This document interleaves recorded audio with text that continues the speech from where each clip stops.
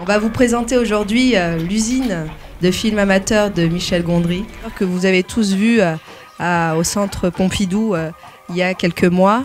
Ça a été une extraordinaire aventure. Moi, j'aurais aimé qu'elle se continue encore et je suis enchantée d'être ici et de voir que ça va se poursuivre à Aubervilliers. Quand ils ont vu le film qu'ils avaient tourné eux-mêmes, il y avait ce regard qu'on retrouve à chaque fois. C'est-à-dire un mélange de fierté et d'amusement que je trouve génial. C'est-à-dire que plus les gens sont éloignés du métier du cinéma, plus finalement ils ont des choses à nous montrer qu'on n'a pas l'habitude de voir. Excusez-moi, monsieur le médecin, je ne trouve plus mon comédien. Où est-il parti? Je n'en peux plus. Mon comédien. Quel comédien? Michel.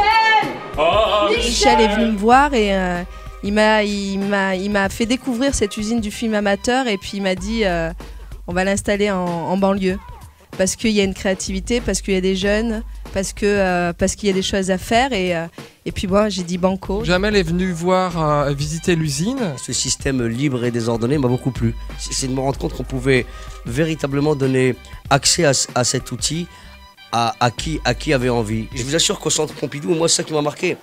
Quand je te dis que j'ai rencontré un copain à moi qui n'était pas du tout disposé à faire du cinéma, c'est vrai, c'était un ex-salafiste qui venait de sortir de Bois d'Arcy, était relativement énervé par le monde qui l'entoure. Et puis je le voyais avec un costume et puis jouer des personnages et puis d'un coup oublier qu'il était salafiste et ça m'a fait plaisir.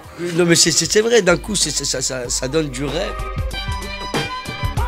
Avec Abderrahim Afidi, mon maire adjoint à la culture, on avait décidé dès le début de la mandature de faire de l'endroit que vous avez vu une friche culturelle, une maison des cultures. Parce que Léon Jouot était ouvrier dans cette usine, il était alberti-villarien, il est devenu prix Nobel de la paix. Et donc on avait un regard particulier sur ce site. Et puis vous êtes arrivé et vous nous avez vendu, entre guillemets, vendu non, c'est pas votre genre, vous nous avez présenté ce projet.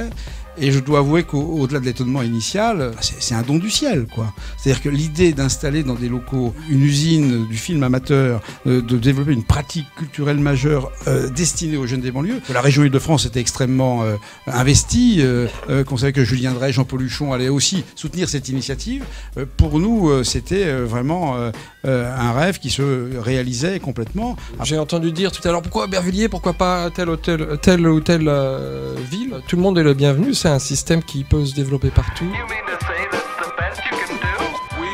S'il n'y a pas des mecs aussi fous que Michel Gondry pour pouvoir d'abord penser à ces choses-là, mais fous mais extrêmement généreux parce qu'on sent que c'est aussi une manière de transmettre et puis de vouloir être entouré davantage de fous.